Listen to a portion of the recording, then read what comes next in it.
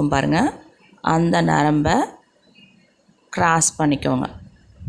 Cross பண்ணிட்டிங்கன்னா இப்போது நரம்பு எப்படி இருக்குங்கிறது காமிக்கிறேன் பாருங்கள். இப்போ நமக்கு பாருங்கள், லெஃப்ட் சைடில் மேலே இருக்கிற பாசியில் லெஃப்ட்டு ரைட்டில் நரம்பு வந்துருச்சு. எப்படி டேர்ன் ஆகிருக்குன்னு உங்களுக்கு தெரியுதா?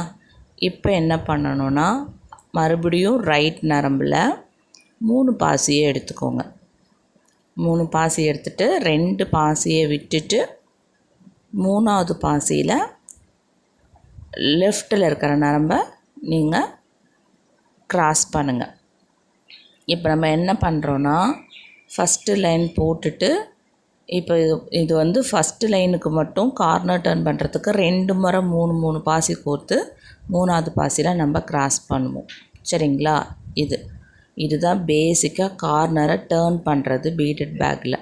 இப்போது நெக்ஸ்ட்டு லைன் நமக்கு ஸ்டார்ட் ஆகிடும்.